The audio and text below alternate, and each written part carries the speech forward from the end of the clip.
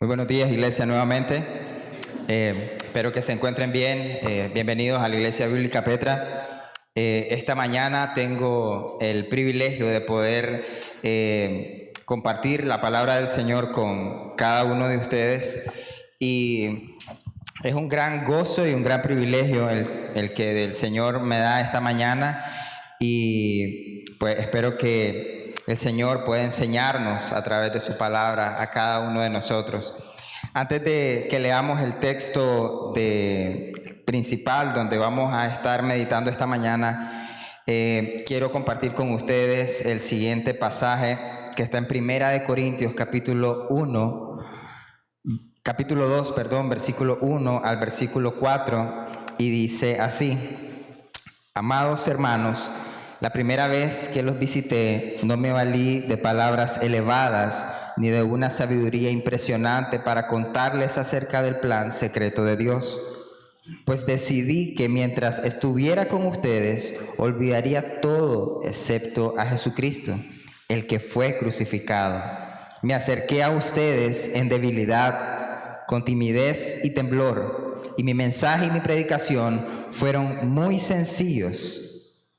En lugar de usar discursos ingeniosos y persuasivos, confié solamente en el poder del Espíritu Santo. Amén. Este pasaje para mí ha sido como una bandera, pues al momento de compartir la palabra del Señor con la iglesia. Y esta actitud, y es mi anhelo esta mañana, poderme dirigir a ustedes de manera sencilla y clara, porque el Evangelio y la palabra del Señor es suficiente. Amén. Y por supuesto, solo confiar en el poder del Señor. No mis palabras, no lo que pueda compartirte, sino el poder del Espíritu Santo a través de su palabra. Amén. Entonces, continuamos con nuestra serie del libro de Lucas. El domingo pasado estuvimos meditando en los versículos 46 al 50, y esta mañana vamos a meditar del versículo 51 al versículo 56, así que quiero que me acompañen, que vayan a sus Biblias y podamos leer juntos el libro de Lucas capítulo 9, versículos 51 al 56. Si no tienes una Biblia, nuestros hermanos de asimilación pueden facilitarte una.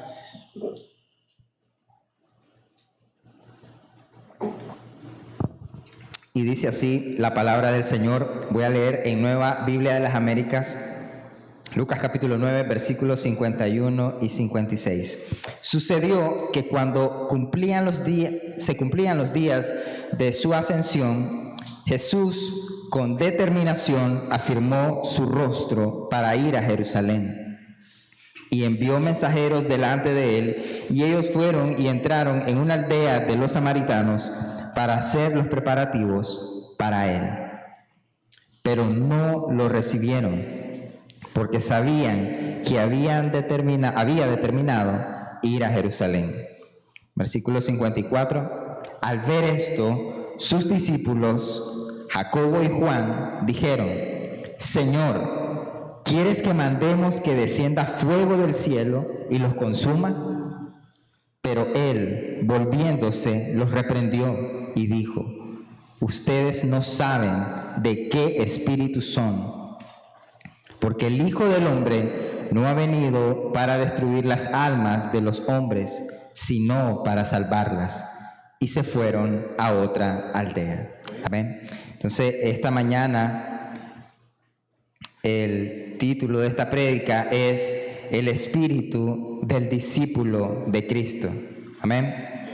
Y antes de iniciar con el desarrollo de cada uno de los versículos, permíteme contarte una breve historia, una pequeña anécdota. Y dice la historia que había una aldea muy pequeña, y en esta aldea hubo un gran incendio, un incendio que se estaba propagando por todas las casas. Había, como se espera en este tipo de situaciones, mucha alteración, los hombres tratando de sofocar el incendio, corriendo de un lado a otro, las mujeres tratando de resguardar a sus hijos para que pudieran escapar de las llamas, y había desesperación, había mucha mucha desesperación, había mucha incertidumbre también de lo que podía pasar. El incendio estaba propagándose muy rápido, y entre estos hombres que corrían de un lado hacia otro para tratar de sofocar el incendio, estaba un joven aprendiz de bombero. Y este joven, por supuesto, lleno de energía, lleno de entusiasmo, quería ayudar a sofocar el incendio y estaba colaborando con estos hombres, pero era un aprendiz de bombero lleno de entusiasmo, pero sin experiencia.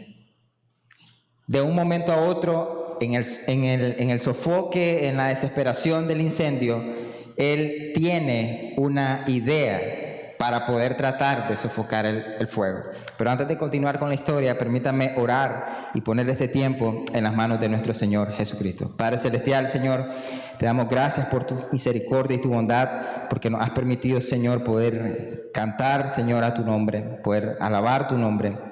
Y en este momento, Señor, nos permite aprender de ti, Señor, a través de tu palabra, Señor. Te pido, Señor, que prepares nuestros corazones, que podamos, todos nuestros sentidos, Señor, estén concentrados, Señor, en escuchar tu palabra, Señor. Ruego, Señor, que me uses como un instrumento para la edificación de tu iglesia, Señor, pero que también guardes a tu iglesia de mis debilidades, Señor. Te pido que pueda hablar, Señor, únicamente lo que tú quieres que la iglesia escuche, Señor. Hablar, Señor, por el poder del Espíritu Santo y no en mi propia sabiduría o en mi propia opinión, Señor. Que tu Espíritu, Señor, nos lleve a todos como un solo cuerpo a toda verdad, Señor. Oramos en tu nombre. Amén y amén.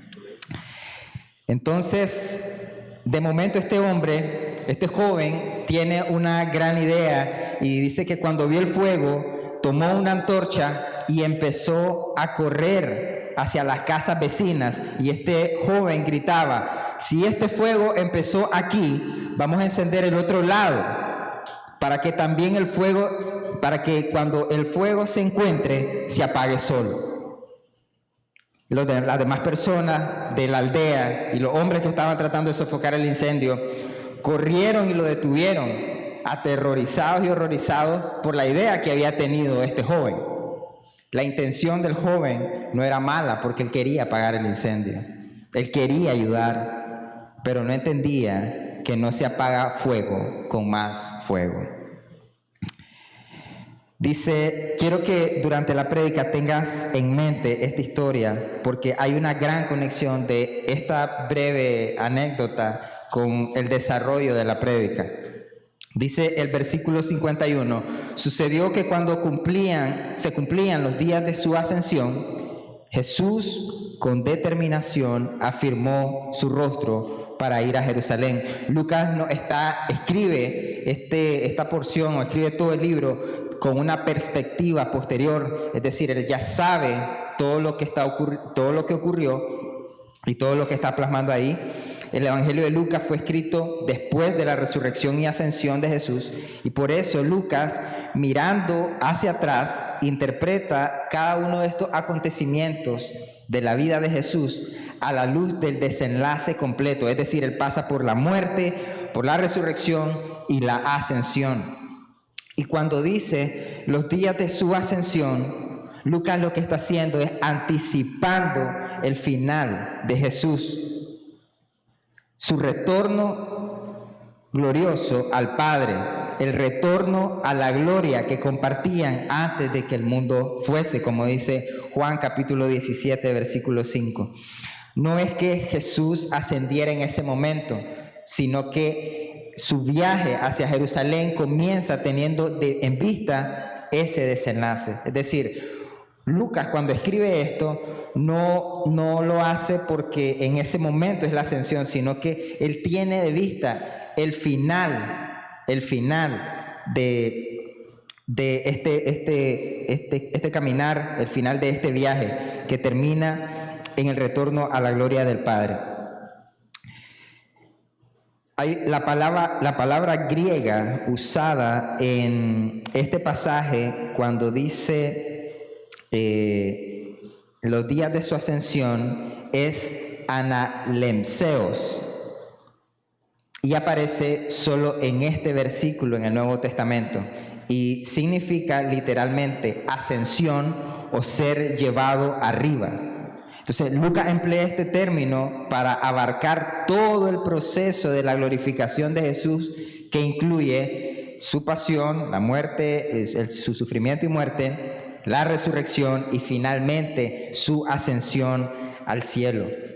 Así, la ascensión no se refiere a algo puntual, a algo que está ocurriendo en ese momento, sino a la culminación de toda la misión de Jesús.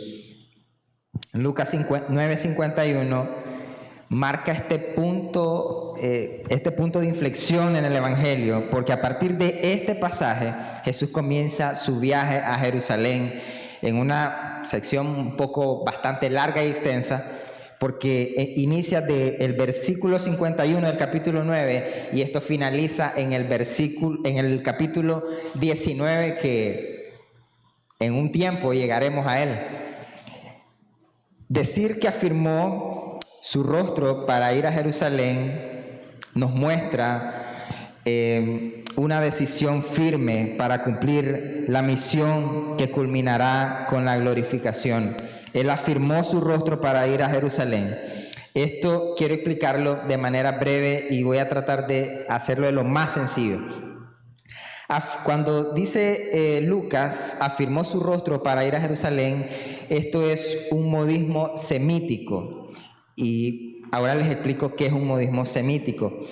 El modismo semítico es una forma de hablar o una expresión típica de las lenguas semíticas como el hebreo y el arameo.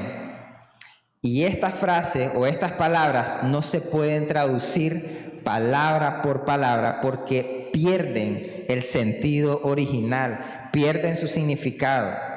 Entonces voy a tratar de darle un ejemplo de lo que es un modismo semítico.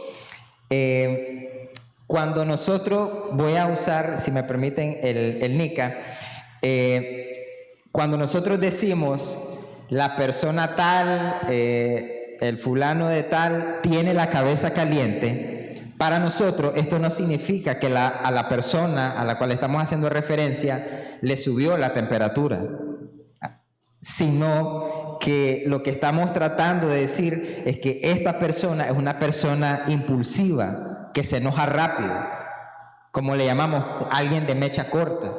Entonces, esto es como la breve explicación, una explicación sencilla de lo que es un modismo semítico, es decir, la forma de hablar, una expresión. Entonces, al afirmar su rostro para ir a Jerusalén, es como cuando tú te preparas para una caminata, atas tus zapatos, los cordones de tus zapatos, levantas la vista hacia dónde te vas a dirigir. Y prácticamente eso fue lo que el Señor hizo. Levantó su vista, miró firmemente hacia el lugar donde iba a empezar su viaje, que en este caso era a esta aldea de los samaritanos. La Biblia de las Américas es la traducción más cercana y literal, y lo que dice prácticamente es: miró directo hacia adelante, o sea, fijó su mirada, levantó su rostro y vio hacia adelante. Nuestro Señor Jesús no dejó que nada le distrajera, ni a diestra ni a siniestra. La voluntad de Dios estaba en Jerusalén y por eso Él iniciaba este viaje hacia allá. Lucas nos presenta el viaje no solo como un desplazamiento geográfico, es decir, no nos presenta este panorama de un punto hacia otro, sino que lo presenta de una manera especial como una peregrinación teológica que termina en la gloria. Amén. Iglesia, como punto número 1, camina hacia la voluntad de Dios con el rostro firme. La gloria viene después de la obediencia. Amén. Un espíritu firme, un espíritu determinado es lo que tenía el Señor para cumplir la voluntad del Padre. no hubo distracción, él estaba determinado a ir e iniciar este viaje. Y no era un viaje de placer, iglesia, no era un viaje de primavera, no era una caminata para distraerse, era un viaje en el cual él ya sabía cómo terminaba esto, en la cruz del Calvario, pasando dolor, pasando sufrimiento, pasando humillaciones, pero aún así él decide determinadamente iniciar este viaje. Y este es un llamado para nosotros, iglesia.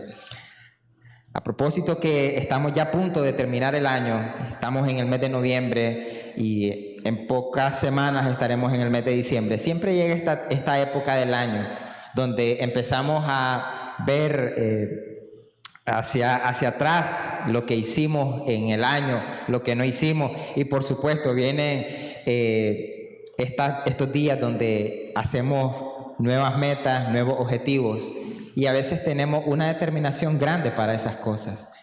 Este año quiero obtener esto, este año voy a aprender esto, este año voy a conseguir esto, y somos determinados y esforzados para cumplirlo, ¿no? Pero de la misma manera, cada uno de nosotros debe tener la misma determinación para cumplir la voluntad del Padre. Y te pregunto esta mañana, iglesia, ¿tú tienes esta determinación para cumplir la voluntad del Padre? ¿Te esfuerzas de la misma manera para cumplir la voluntad del Padre? ¿Eres diligente, así como lo haces con tus metas, así como lo haces con tus objetivos? ¿Tienes la misma diligencia, el mismo ímpetu para cumplir la voluntad de Dios? A veces el camino, iglesia, a Jerusalén no es fácil, pero ese es el camino hacia la gloria. Jesús no trató de esquivar o de evitar este paso, sino que fue firmemente hacia la voluntad de Dios. Amén. Versículo 52 dice: y envió mensajeros delante de él, y ellos fueron y entraron en una aldea de los samaritanos para hacer preparativos para él, pero no lo recibieron, porque sabían que había determinado ir a Jerusalén. Es interesante ver que esta es la única vez en el Evangelio en que se menciona que Jesús envía a otros delante de él para preparar su visita. Y por supuesto era una aldea de samaritanos, era de esperarse que ahí encontrara él oposición y alguna especie de algún problema, porque entendemos y todos sabemos que los judíos y los samaritanos no se trataban entre sí y ni siquiera transitaban por cada uno por su territorio. Todos conocemos que habían conflictos históricos y religiosos ya de muy vieja data. En el libro de Esdras, capítulo 4, del versículo 1 al versículo 5, se nos narra uno de estos conflictos. En Nehemías, también capítulo 4, versículos 1 y 2 también. Por tiempo no los vamos a abordar, pero solo les dejo la referencia. Y esta enemistad entre los judíos y samaritanos venía desde la época en que el pueblo de Israel fue llevado prisionero a Babilonia. Durante ese tiempo los samaritanos aparecieron como ese resultado de la mezcla entre israelitas y pueblos extranjeros. Cuando los judíos regresan del cautiverio después de 70 años, el rey Ciro les permite reconstruir el templo. Algunos samaritanos ofrecieron su ayuda para la reconstrucción del templo, pero los judíos no lo aceptaron. Y esto causó una gran tensión y conflicto entre ambos pueblos. Luego, algo que llevó a un punto mayor este conflicto fue que en el año cuando Juan Icarno, un sumo sacerdote y rey del pueblo judío, destruyó el templo de los samaritanos, que estaba en el monte Gerizim, fue lo que causó llevara a un punto mayor la ruptura a un punto grande de hostilidad entre estas dos naciones. Esto fue alrededor del año 109 y en venganza los samaritanos intentaron profanar el templo de Jerusalén. O sea que había un conflicto entre ambas naciones de vieja data y no había ninguna forma en cómo ellos pudieran llevarse bien. O sea, habían muchos conflictos en la historia y por eso había esa hostilidad entre ambas naciones. Pero había algo que la mayoría de los judíos hacían cuando se iban a dirigir hacia Jerusalén, y lo que hacían ellos es que eran rodear la ciudad de Samaria, es decir, no atravesaban la ciudad de Samaria, sino que la rodeaban o tomaban rutas más largas, como la ruta que pasaba por la orilla del Jordán, para no pasar por Samaria. Pero el Señor hizo lo contrario. El Señor decidió cruzar Samaria, rompiendo la tradición judía. En realidad, la intención del Señor era quitar esa barrera entre los judíos y los no judíos y presentar el reino de Dios a todo pueblo sin ningún tipo de distinción. Amén.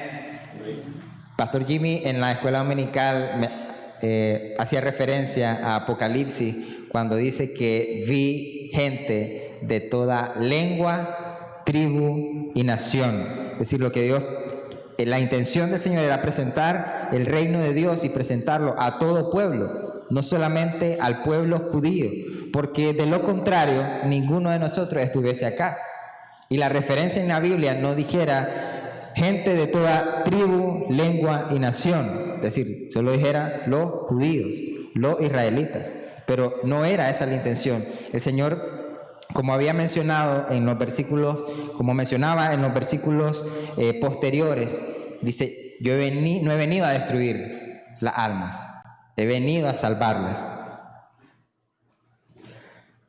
Algo muy interesante en esta porción, cuando estos hombres, que no hay referencia, solo dice que unos hombres le rechazaron, hay algo interesante acá, y es que ellos no tuvieron ninguna reacción ante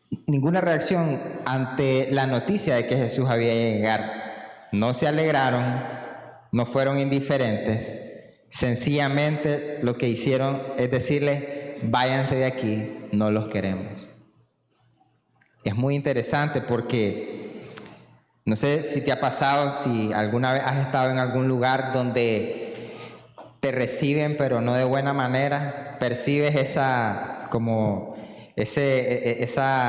sentimiento de que no eres bien recibido, o incluso a veces ves los rostros de que no está siendo bien recibido. Pero en este caso ni siquiera hubo eso, ni siquiera, los recibimos como a regañadientes y vengan pues, sino que no hubo absolutamente ninguna reacción y sencillamente hubo un rechazo completo hacia estos discípulos que estaban preparando la visita de nuestro Señor Jesucristo. Váyanse de aquí, no los queremos.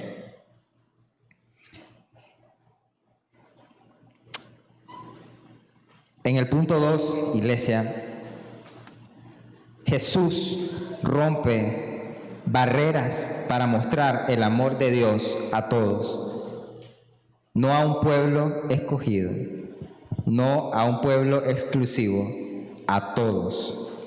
Iglesia, nuestro Señor Jesucristo, Él cruzó la frontera del rechazo para mostrar que el reino de Dios es para todos. Amén. El reino de Dios para todos. Y es el reino, el mensaje de salvación que también nos alcanzó a ti y a mí.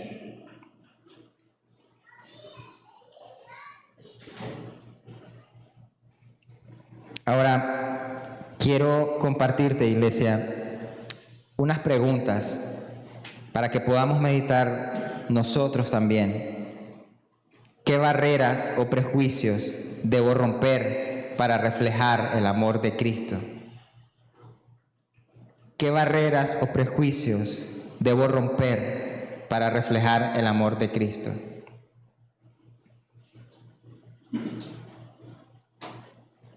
¿Estás dispuesto a ir a lugares o a personas difíciles para compartir el Evangelio? A veces somos nosotros mismos quienes ponen estas barreras y prejuicios ante personas, y esto evita que nosotros podamos compartir libremente el Evangelio.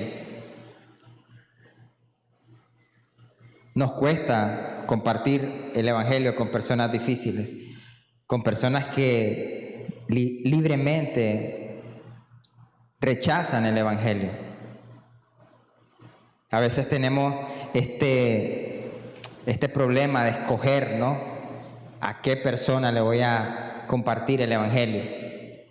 Bueno, esta persona ya sé que rechaza el Evangelio, entonces mejor voy con aquel que al menos me va a escuchar.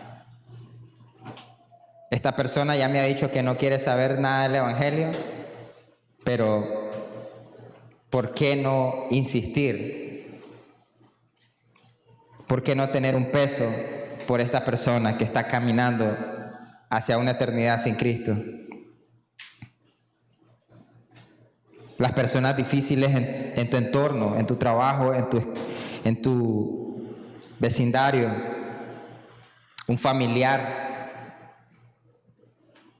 ¿Estás dispuesto tú a ir a estos lugares o a estas personas para compartir el Evangelio? Una pregunta más: ¿cómo puedo ser un mensajero de reconciliación en medio de la división? ¿Cómo puedo yo tener un espíritu de compasión por estas personas y no un espíritu de rechazo? Nosotros en algún momento también rechazábamos a Cristo. Sin embargo, hubo alguien que Dios usó con un espíritu compasivo y con un peso en su corazón para compartir el Evangelio con nosotros y que hoy tú y yo estuviésemos acá. Amén. Al ver esto, sus discípulos, Jacobo y Juan, dijeron: Señor, ¿quieres que mandemos que descienda fuego del cielo y los consuma? Pero él, volviéndose, los reprendió y dijo: ustedes no saben de qué espíritu son, porque el Hijo del Hombre no ha venido para destruir las almas de los hombres, sino para salvarlas. Amén. Algo interesante que muestra este pasaje, y esto tiene conexión un poco con la prédica del domingo pasado, es que los discípulos no tenían ni siquiera amor los unos por los otros entre ellos. ¿Y por qué te digo esto? Porque de ser así, ellos no hubiesen iniciado la discusión de quién era el mayor o el más importante. Eso está en Lucas 46 al 48. Ellos iniciaron esta discusión sobre quién es el más importante, y es posible que esta discusión ellos la hayan iniciado por envidia. ¿Y por qué te digo esto? En el mismo capítulo 9, si retrocedes un poco, cuando en el monte de la transfiguración no ves que están los 12 apóstoles. Solo hay 3 que suben con el Señor Jesús. Y es posible que esto también haya generado como esa discusión. ¿Quién es el más importante? Pudo haber sido también por orgullo, porque los 9 restantes no habían podido expulsar a un demonio. Y algo interesante también que vamos a ver a continuación es de dónde sacan los apóstoles el querer que cayera fuego sobre aquella aldea. ¿De dónde se les viene esto? ¿De dónde ellos? ¿Por qué su primera reacción al momento de que son rechazados? ¿Por qué lo primero que se les viene a la mente es: Señor, ¿quieres que mandemos a que caiga fuego en esta aldea ahorita? Entonces, es posible que ellos hayan, en el monte de la transfiguración, ellos vieron a Elías recientemente. Y es posible que ellos se recordaran de lo que ocurrió en Segunda de Reyes, capítulo 1, versículos 10, en los primeros versículos del capítulo 1. Y voy a tratar de resumir la historia. La historia es que el rey Ocosías cae de la ventana de su aposento alto, él está enfermo y él manda a consultar a un dios, a Baal Zebú, y son confrontados por el profeta y dicen, no hay un Dios, ¿por qué van a consultar a Baal-Zebub? Como que no hay Dios acá. Entonces él manda un mensaje al rey y dice que no va a sanar, no lo va a sanar, va a morir. Y luego este rey, Ocosías, en venganza, manda a un capitán con 50 hombres a buscar al profeta. Lo encuentran sentado en el monte, en la cima del monte, y le dicen, hombre de Dios, desciende ahora. Y lo que hace Elías es decirles, si soy hombre de Dios, que descienda fuego ahora y los consuma. Y eso fue lo que ocurrió. De hecho, pasó en 2 ocasiones, porque volvieron a mandar a otro capitán con otros 50. El tercer grupo fue distinto. Entonces, ellos tienen en mente y recordaron esto que había pasado. O sea, fueron a su libro de historia y lo recordaron fácilmente. Y es increíble cómo esta discusión tan vana acerca de quién era el más importante nos muestra el corazón de estos discípulos, quienes habían escuchado toda la enseñanza de Jesús en ese tiempo. En el reino de Dios, el ejemplo de verdadera grandeza, iglesia, es un niño, alguien dependiente, alguien sin poder ni posición, pero alguien que confía plenamente. Y Jesús nos enseña que debemos de tener un corazón como el de un niño, no comportarnos de manera infantil como lo hacían estos discípulos, preguntando quién es el más grande. Como un niño cuando dice, ¿quién tiene el mejor juguete? ¿Quién tiene los mejores zapatos? Hay una gran diferencia, iglesia, entre ser como un niño en fe y humildad y actuar con inmadurez.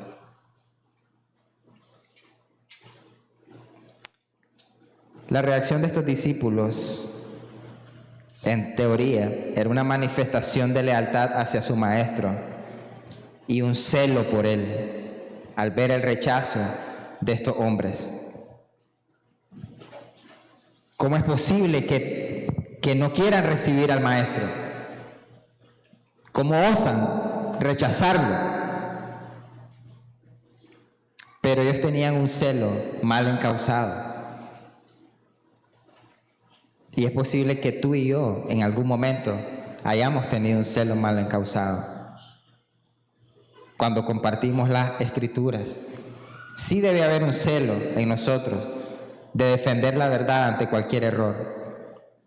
Pero el celo, iglesia, sin gracia, es perverso y malvado. Yo te animo, iglesia, que tengas cuidado con esto. El celo sin gracia es perverso y es malvado. De hecho, puedo decirte que Dios ni siquiera necesita que tú tengas celo. No necesita que defiendas las escrituras, porque ellas solas hablan por sí mismas. De hecho, el Señor ni siquiera nos necesita a nosotros, porque incluso puede usar a las piedras. Usó a un animal para hablarle a un hombre y enseñarle a un hombre. Entonces, debe haber un equilibrio, iglesia. Debe haber un equilibrio entre el celo y la gracia. La verdad, pero con amor. La verdad sin amor es una tortura. El amor sin verdad es una irresponsabilidad. Así que cada vez que tú tengas la oportunidad de compartir el Evangelio, pídele al Señor que tú tengas este equilibrio. No negociar la verdad, no acomodar la verdad para poder ser efectivo en lo que quieres hacer. Hables la verdad, pero que haya gracia en tus palabras, que haya gracia en tus acciones. Amén. El libro de Miqueas, capítulo 6, versículo 8, dice lo siguiente: oh hombre, Él te ha declarado lo que es bueno. ¿Y qué pide Jehová de ti? Solamente hacer justicia, amar la misericordia y humillarte ante Dios. Amén. Amén. amar la misericordia. Esto no está ocurriendo en el corazón de los discípulos. Esto no está pasando en el corazón de los discípulos.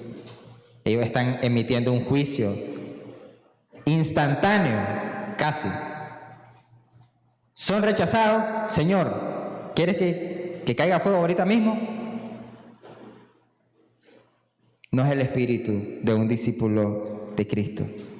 Y hay un gran contraste entre la actitud de ellos y la actitud de Jesús, porque Dios envió a su Hijo al mundo, no para condenar al mundo, sino para que el mundo sea salvo por medio de Él. Según Juan, capítulo 3, versículo 17.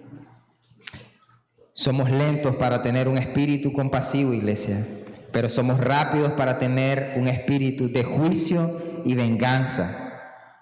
Los discípulos recordaron rápidamente lo que Elías había hecho y hasta querían imitarlo, pero olvidaron fácilmente lo que Jesús les había dicho recientemente en el versículo 22 del capítulo 9 de Lucas.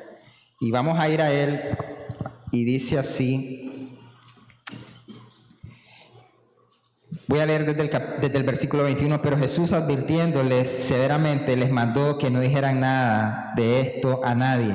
Y les dijo: el Hijo del Hombre debe padecer mucho y ser rechazado. Esto se los acaba de decir. Versículos anteriores, unos versículos atrás. Qué fácil, ¿no? Y qué rápido se olvidaron de lo que Dios les había dicho. Dios les había dicho claramente: el Hijo del Hombre debe padecer, debe ser rechazado. Va a ser rechazado por los ancianos, los principales sacerdotes y los escribas, y ser muerto, pero resucitar al tercer día. Pero estos apóstoles perdieron de vista esto y recordaron. O sea, qué increíble, ¿no? Hace unos versículos atrás, Dios les había dicho que Él tenía que ser rechazado, sufrir rechazo, pero ellos recordaron una historia mucho más larga, que es la de Elías, ¿no? Qué contraste. Y esto nos muestra, iglesia, que no debemos anticipar la destrucción de aquellos que rechazan el Evangelio. Dios, en su plan soberano y misericordioso, puede que haya planeado la salvación de estas personas más adelante. Es decir, si has compartido el Evangelio con tu hermano, con tu vecino, con un compañero de trabajo, con cualquier persona, y hasta el día de hoy esta persona ha rechazado el Evangelio, ten mucho cuidado con emitir un juicio con esta persona, porque ahí estarías tomando un rol que solo le pertenece a Dios.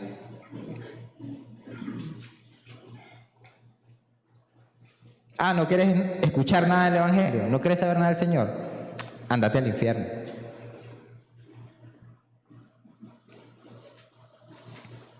No es ese el espíritu de un discípulo. No es ese el espíritu de alguien que ha sido salvado. Porque tú no sabes el futuro de las personas. Tú no conoces su corazón. Él puede estar rechazando, hoy mismo puede estar rechazando el Evangelio, pero tú no sabes si esta persona está dentro del plan de salvación del Señor. Más adelante, incluso, esta persona puede llegar a los pies de Cristo en los últimos minutos de su vida.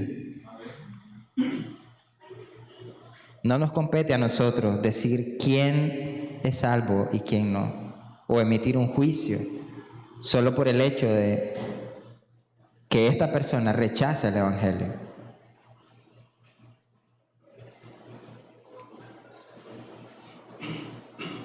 El juicio para los que rechazan el Evangelio es algo que solo le compete a Cristo y no a nosotros. Iglesia, ¿recuerdas el joven de la historia de la aldea? Nosotros así somos muchas veces. Cuando alguien nos hiere o rechaza, queremos responder con el mismo fuego de enojo, orgullo y juicio, creyendo que hacemos lo correcto. Los discípulos, al decir esto, ¿quieres que caiga fuego? Ellos pensaban que estaban haciendo lo correcto, defendiendo al maestro, teniendo un celo por su maestro. ¿Cómo te rechazan, Señor? Entonces que venga el juicio.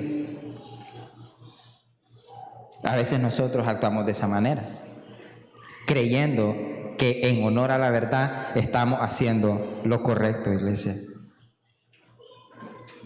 Jesús nos muestra otro espíritu.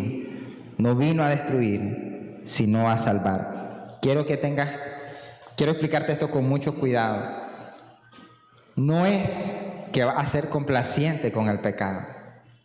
No se trata de eso, sino que tenga ese equilibrio de gracia y verdad.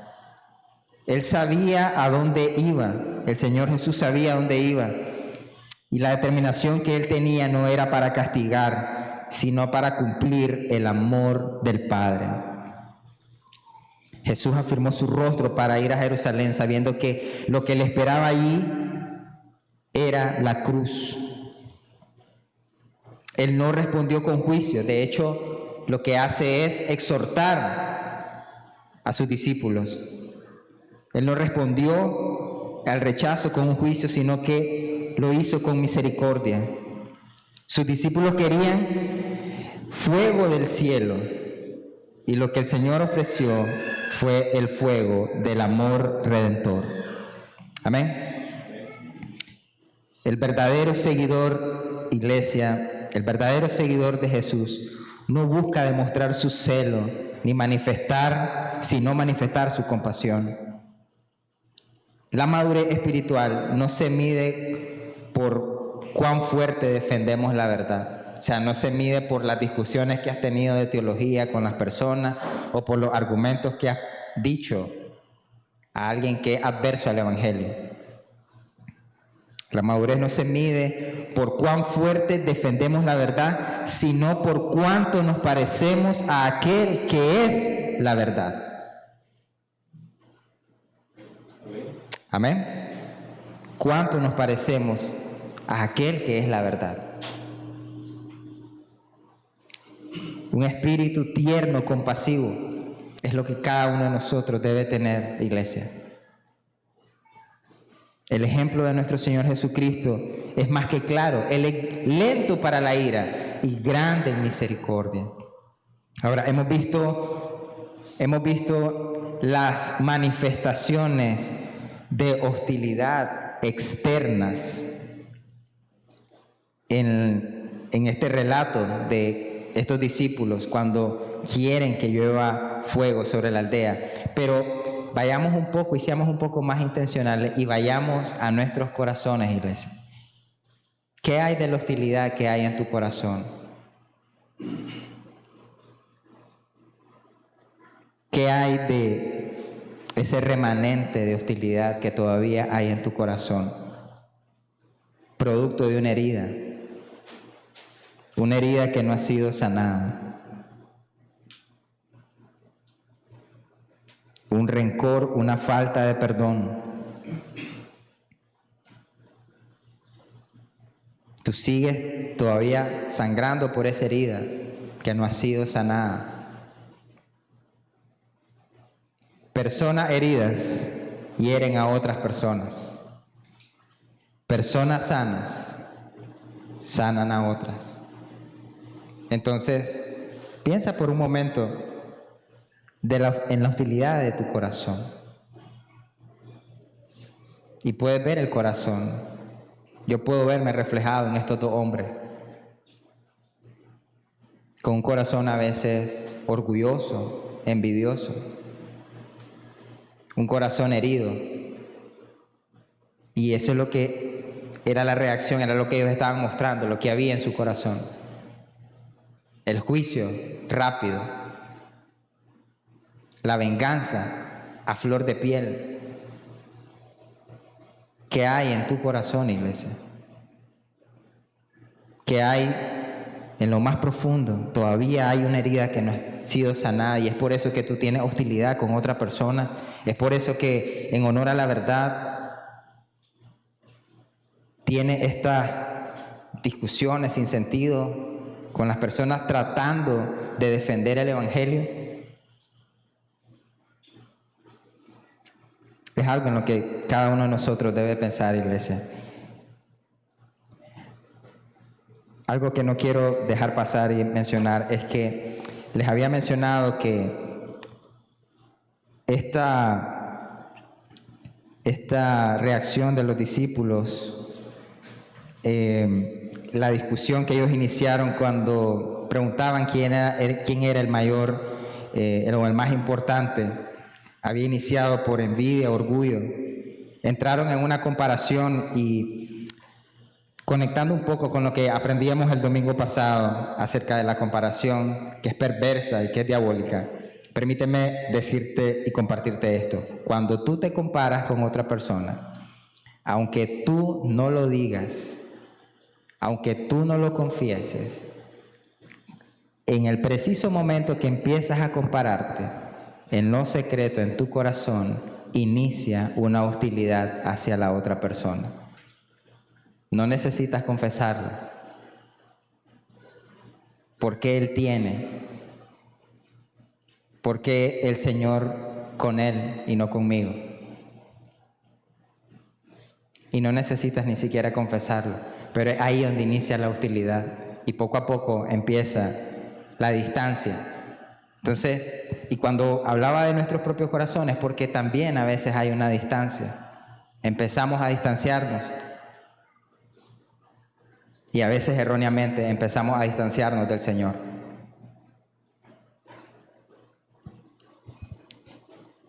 El punto número 3, iglesia. La verdadera determinación espiritual no busca venganza, sino redención. Si realmente tienes una determinación por cumplir la voluntad de Dios, debes de tener un espíritu compasivo. Algo que no tienes que hacer es tomar el ejemplo de estos discípulos.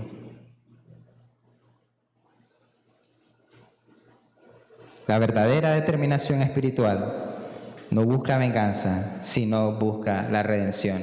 No he venido a destruir las almas, decía el Señor. No he venido a destruir las almas de los hombres. He venido para salvarlas. Es increíble cómo dos hombres pecadores, dos hombres imperfectos, dos hombres llenos de envidia, orgullo, estaban emitiendo un juicio instantáneo sobre aquella aldea. Pero el Dios 3 veces santo, el Dios perfecto, sin pecado, tuvo compasión. Amén.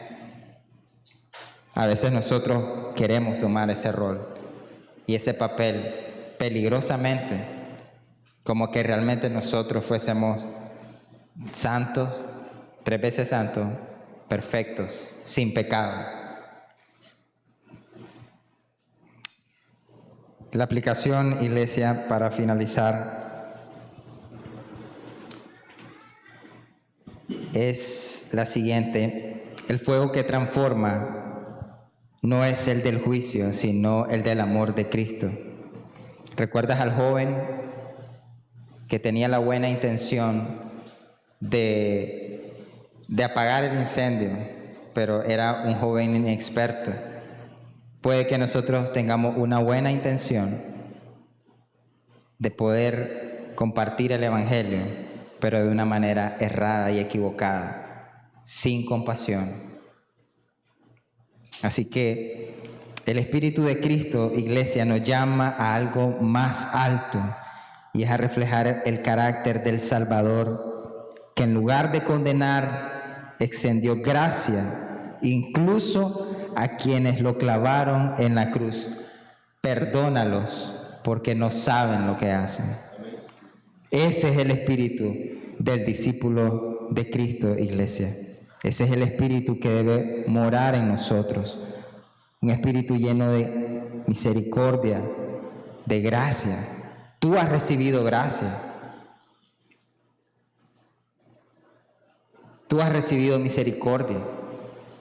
¿Y por qué no quieres ser compasivo y misericordioso con aquel que rechaza el Evangelio, pero que necesita escuchar el Evangelio? Necesita escuchar el Evangelio.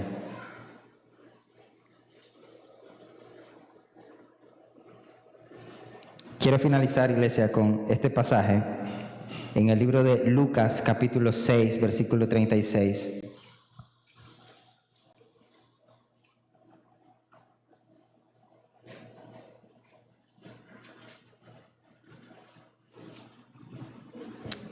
Dice la palabra del Señor: sed pues misericordiosos, como también vuestro Padre es misericordioso. Amén. Oremos. Padre celestial, Señor, te damos gracias esta mañana, Señor, por lo que has hablado en nuestras vidas, Señor, y nos has enseñado. Oro, Señor, para que tu palabra llegue a lo más profundo de nuestros corazones, Señor. Si en algún momento, Señor, hemos actuado como estos discípulos, con un celo mal encausado, perverso y malvado, Señor, perdónanos.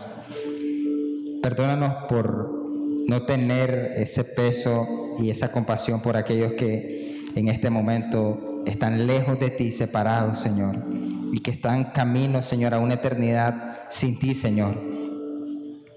Yo oro, Señor, para que nos permitas, Señor, compartir el Evangelio, Señor, con un ímpetu, Señor, correcto, con un corazón correcto, Señor, con un corazón sano, no un corazón herido. Que guarde, Señor, nuestros corazones y nuestras mentes de emitir un juicio, Señor, aun cuando el rechazo de las personas sea deliberado y evidente, Señor. No conocemos el futuro de ellos, Señor. Tú sí lo conoces. El juicio, Señor, es algo que solo te pertenece a ti, no a nosotros, Señor. Permítenos tener un espíritu determinado para cumplir tu voluntad, así como lo hacemos para nuestras cosas de la vida cotidiana, Señor. Permítenos tener un espíritu compasivo por los perdidos. Permítenos vivir, Señor, de manera correcta y ser un reflejo del amor de Cristo en nuestras vidas, Señor. Gracias, Padre, por este tiempo. Oramos en tu nombre. Amén y amén. Que el Señor les bendiga, iglesia. Son amados.